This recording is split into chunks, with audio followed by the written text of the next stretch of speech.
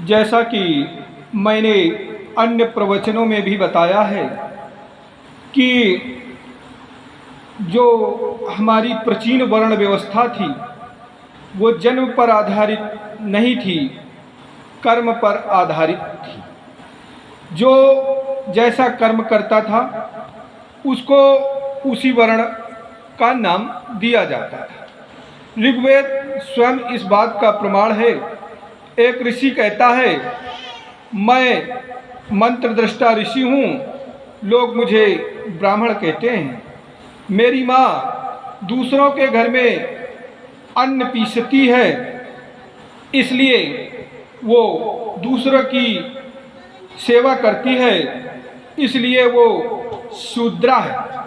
मेरा भाई वाणिज्य और व्यापार करता है, इसीलिए वो वैश्य है।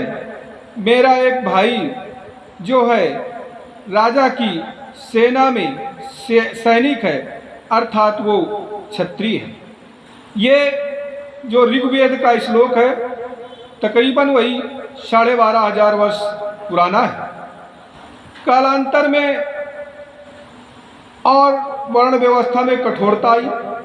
अपने मान सम्मान को सुरक्षित रखने के लिए, अपनी रोजी रोटी सुरक्षित रखने के लिए और अपने मूर्ख बच्चों का मान सम्मान सुरक्षित रखने के लिए वर्ण व्यवस्था को पाखंडियों ने बिगाड़ दिया और कह दिया कि नहीं, वर्ण व्यवस्था का आधार कर्म नहीं बल्कि जन्म होता है। इस आधार पर मानव में भेद उत्पन्न हो गया। हालांकि इन पाखंडियों ने यह जरूर कहा कि वर्ण व्यवस्था का आधार जन्म होता है, लेकिन भारतीय जनता ने इसको कभी स्वीकार नहीं किया। इतिहासकारों का कहना है कि जो वैदिक सनातन धर्म के ग्रंथों में वर्ण व्यवस्था वर्णित है, यद्यपि वो शास्त्रों में तो वर्णित रही, लेकिन व्यवहारिक जीवन में उसका किसी भी ने पालन नहीं किया और आज नहीं कर सकता और न कर रहा है। भला एक प्रज्ञाशील व्यक्ति इस बात को कैसे स्वीकार कर लेगा कि कोई जन्म के आधार पर ऊंचा हो सकता है, श्रेष्ठ हो सकता है, पूज्य हो सकता है, ज्ञानवान हो सकता है, और कोई जन्म के आधार पर अज्ञानी और मूर्ख हो सकता है। हाँ, जो पाखंडी जन्म के आधार पर वर्ण निर्धारण का तर्क देते हैं, वो ये कहते हैं कि जिस घर में जो काम हो रहा होता है वो काम उनके जीन्स में बस जाता है और बचपन से उस काम को करते हुए व्यक्ति देखता है, बच्चा देखता है, तो उस काम में उसको दक्षता प्राप्त हो जाती है। लेकिन इसी को आधार अगर मान लिया जाए तो अगर कोई व्यक्ति शुद्ध की वृत्ति अपना रहा है और वो बचपन से ही अपने व्यक्ति को ब्राह्मण की वृत्ति सिखाने लगे तो वो वही बात हो जाएगी और आगे चल करके वो ब्राह्मणत्व के काम में निपुण हो सकता है।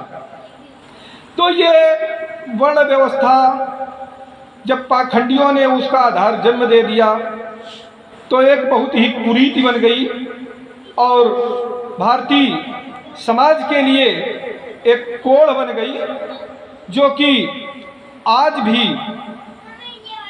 राष्ट्रीय एकता की एक समस्या बनी हुई है। वर्ण व्यवस्था जन्म आधारित नहीं बल्कि कर्म आधारित है। ये बात हिंदू धर्मशास्त्र चिल्ला चिल्ला करके कहते हैं।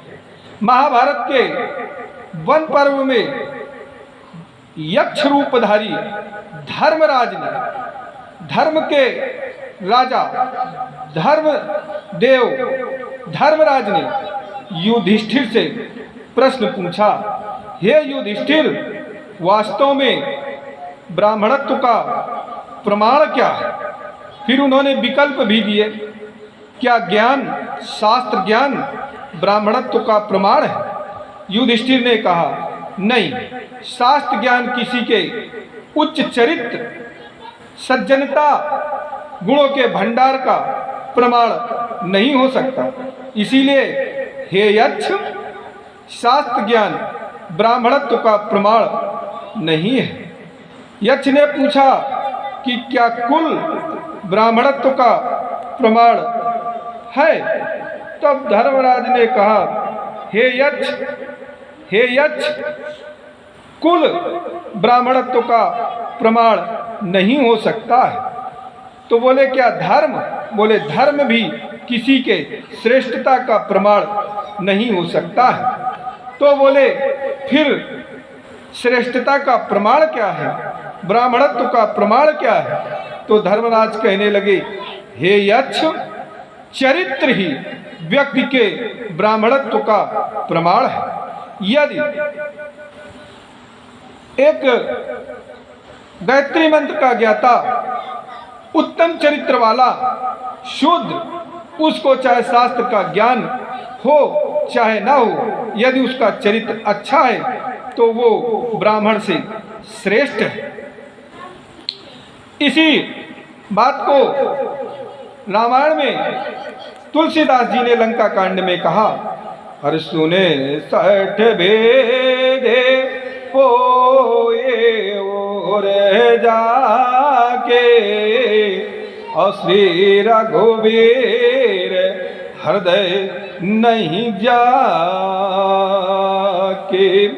ये ऊंच है, ये नीच है, ये छोटा है, ये बड़ा है। इस प्रकार के भाव, इस प्रकार के विचार उन संसारिक व्यक्तियों के हृदय में होते हैं जिनके हृदय में भगवान का वास नहीं होता है। जब व्यक्ति के हृदय में भगवान का वास होने लगता है तो सिय राम में सब जग जानी, अकरहु स्नेह सप्रेम सुबानी। जब हृदय में भगवान का वास हो जाता है तो उस भगवान के भक्त को संसार के समस्त प्राणी सीता राम का स्वरूप दिखने लगते हैं। तो यह दृष्टि व्यक्ति को जब प्राप्त होती है जब उसकी संसारिकता नष्ट हो जाती है। जब तक हम सांसारिक बंधनों में जकड़े हुए हैं तब तक यह ऊंच है या नीच है या छोटा है या बड़ा है, इस प्रकार के भाव मन में उदित होते हैं और लोग उन्हीं पर विश्वास कर लेते हैं। इसीलिए तो हमारे धर्मशास्त्रों में कहा गया है कि सगुरा को निगुरा से किसी प्रकार का व्यवहार नहीं करना चाहिए। अर्थात जिसने सगुरा कहते हैं जिसने गुरु को ग्रहण कर लिया, और निगुणा कहते हैं जिसने गुरु को नहीं ग्रहण किया, जिसने गुरु नहीं किया। अब गुरु जिसने किया है वो सत्संगी हो जाएगा, उसकी दृष्टि बदल जाएगी, वो संसार को सीताराम में समझेगा, और जो निगुरा है वो संसार को ऊंच नीच छोटा बड़ा करके देखेगा। तो दोनों में सामंजस्य कैसे हो सकता है? इसीलिए गुरु को ग्रहण करके ईश्वर का भजन करना चाहिए। यह ईश्वर की कृपा है और व्यक्ति को जीवन धारण कर